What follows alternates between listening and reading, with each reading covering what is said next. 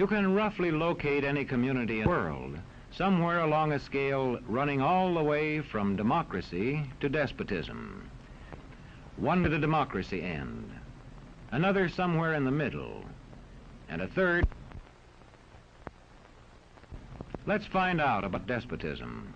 This man makes it his job to study these things. Well, for one thing, avoid the comfortable idea that the mere form of government can of itself safeguard a nation against despotism. Germany, under President Hindenburg, was a republic. And yet in this republic, an aggressive despotism took root and flourished under Adolf Hitler. When a competent observer looks for signs of despotism in a community, he looks beyond fine words and noble phrases. For which it stands, one nation, indivisible, with liberty and justice for all. Many observers have found that two workable yardsticks help in discovering how near a community is to despotism: the respect scale and the power scale. A careful observer can use a respect scale to find how many citizens get an even break. As a community moves towards despotism, respect is restricted to fewer people. A community is low on a respect scale if common courtesy is withheld from large groups of people on account of their political attitudes. If people are rude to others because they think their wealth and position gives them that right, or because they don't like a man's race or his religion.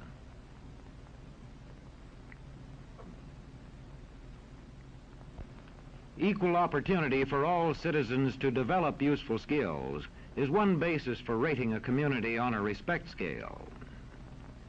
The opportunity to develop useful skills is important, but not enough. The equally important opportunity to put skills to use is a further test on a respect scale.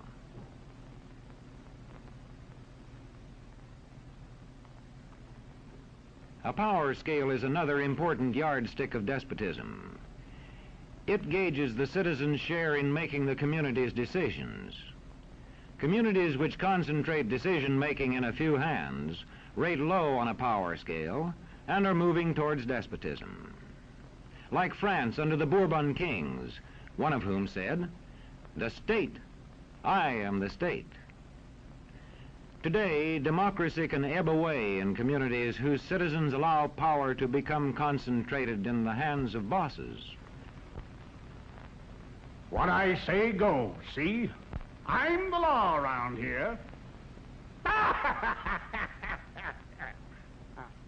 The test of despotic power is that it can disregard the will of the people. It rules without the consent of the governed. Look beyond the legal formalities of an election in measuring a community on the power scale to see if the ballot is really free. If the citizens can vote only the way they're told, a community approaches despotism. When legislatures become ceremonial assemblies only and have no real control over lawmaking, their community rates low on a power scale.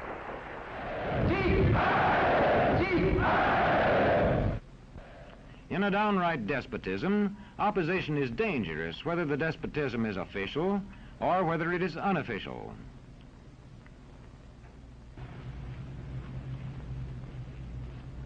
The spread of respect and power in a community is influenced by certain conditions, which many observers measure by means of the economic distribution and information scales.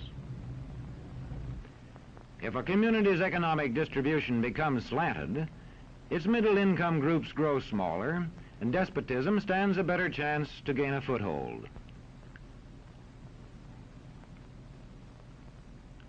Where land is privately owned, one sign of a poorly balanced economy is the concentration of land ownership in the hands of a very small number of people. When farmers lose their farms, they lose their independence. This one can stay on, but not as his own boss anymore. To the extent that this condition exists throughout a nation, the likelihood of despotism is increased. In communities which depend almost entirely on a single industry, such as a factory or mine, maintaining economic balance is a challenging problem.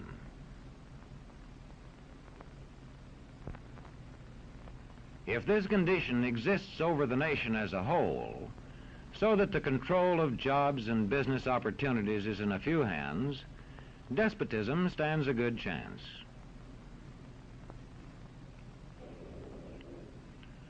Another sign of a poorly balanced economy is a taxation system that presses heaviest on those least able to pay. A larger part of a small income is spent on necessities such as food. Sales taxes on such necessities hit the small income harder. In the days of the salt tax, feudal despotisms were partly sustained by this and other effects.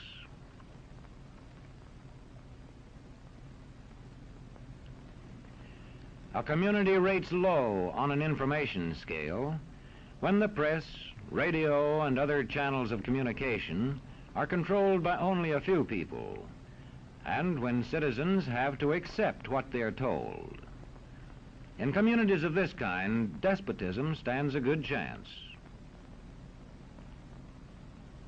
See how a community trains its teachers. Bear this in mind. Young people cannot be trusted to form their own opinions. This business about open-mindedness is nonsense. It's a waste of time trying to teach students to think for themselves. It's our job to tell them. And when teachers put such training into practice, despotism stands a good chance. These children are being taught to accept uncritically whatever they're told. Questions are not encouraged. How can you ask such a question? Have you got a textbook?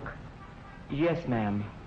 Does it say here that our law courts are always just? Yes, ma'am. Then how dare you question the fact? Sit down. And so we aren't surprised when... But it must be true. I saw it in this book right here. And if books and newspapers and the radio are efficiently controlled, the people will read and accept exactly what the few in control want them to. Government censorship is one form of control. A newspaper which breaks a government censorship rule can be suspended. It is also possible for newspapers and other forms of communication to be controlled by private interests. I thought I told you to kill that story. It'll cost us a lot of advertising. If that story goes out, I quit. All right.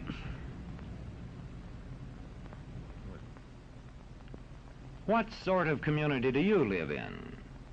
Where would you place it on a democracy-despotism scale? To find out, you can rate it on a respect scale and a power scale. And to find out what way it is likely to go in the future, you can rate it on economic distribution and information scales. The lower your community rates on economic distribution and information scales, the lower it is likely to rate on respect and power scales, and thus to approach despotism.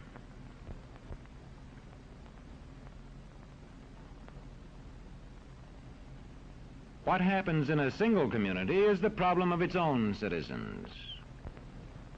But it is also the problem of us all, because as communities go, so goes the nation.